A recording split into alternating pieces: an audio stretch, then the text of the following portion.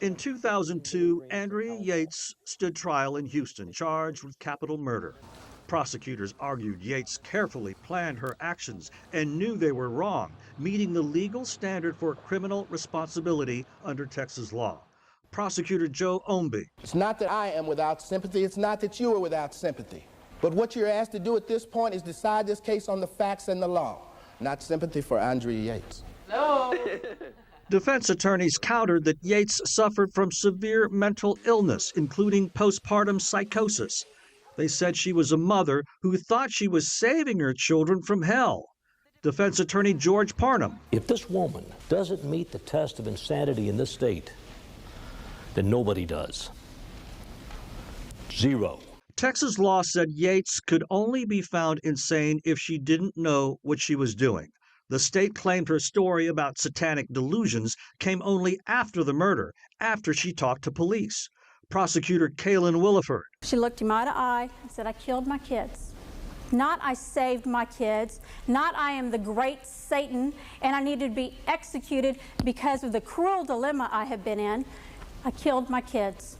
Every time you see a child laugh, it will stab your heart because you'll remember this trial. When the prosecution repeated the details of the murders, how 5 children struggled so hard to stay alive, Yates cried. Her husband watched as he heard the defense paint her the way he remembered her. Defense attorney Wendell Odom Jr. Andrea Yates was a loving mother, perhaps too much of a loving mother. Common sense, ladies and gentlemen. Does a loving mother kill her 5 children if she knows it's wrong? It seemed like every day of testimony in the first trial was filled with heartbreaking testimony, some of it extremely hard for all to take in. On one day, Andrea Yates had to sit in trial and see pictures and video of her children lying lifeless on a bed. Some were bruised from struggling. Then the jury had to endure a 16-minute silent videotaped walkthrough of the Yates household that day. The crime scene investigator looked on as the court watched the tape, taking the viewer down the hallway, seeing John's white, wet sock, and seeing the bathtub where 7-year-old Noah was laying dead, bruised, and face down. I couldn't imagine what the children went through, mostly the children. But the drama kept going that day. A taped confession played in court showed Noah put up the toughest battle.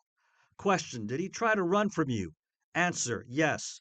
Did he get out of the bathtub, or were you able to catch him? Answer, I got him.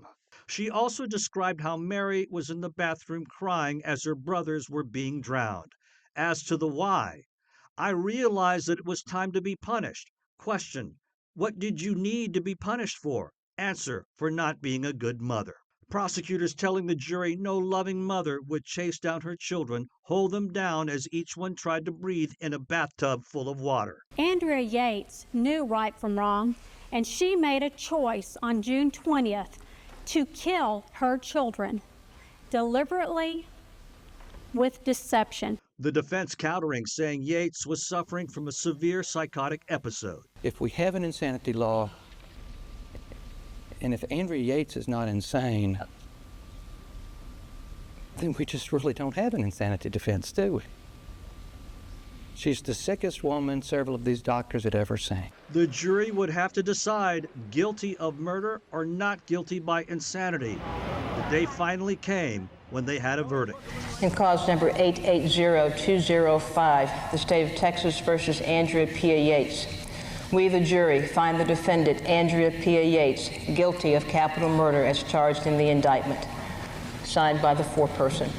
Yates was convicted and sentenced to life in prison. I did not believe she was insane. Leona Baker was a jury member who spoke with CBS News, saying the verdict was not hard for her to figure out. Because I believed that she was not going to be a threat to society, being in prison for the next 40 years of her life. While in prison, she will be on medication and she will be watched closely. You can probably count on one hand the number of times that Justice Nucci has written an opinion reversing a criminal case. But that conviction would not stand. In 2005, an appeals court overturned Yates' conviction after discovering a key prosecution expert gave false testimony.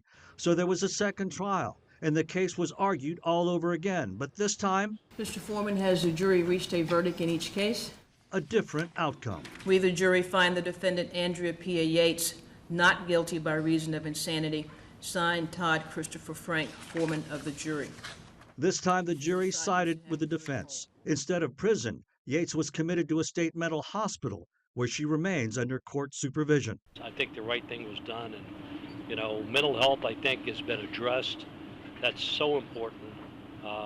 This case is almost a watershed for mental illness in the criminal justice system. Also relieved by the verdict, Andrea Yates' former husband, Rusty. A woman who we perceive to be also a victim in all this, just like our children are, is going to get a better quality of life for herself, for the balance of her life, which we're all very, very happy about. A defeat for prosecutors. We are extremely disappointed with the verdict. We respect the hard work that the jurors put into their case.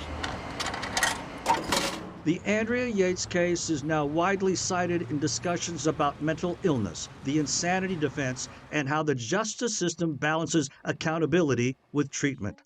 Legal experts say the case continues to influence how courts nationwide evaluate mental health evidence in criminal trials.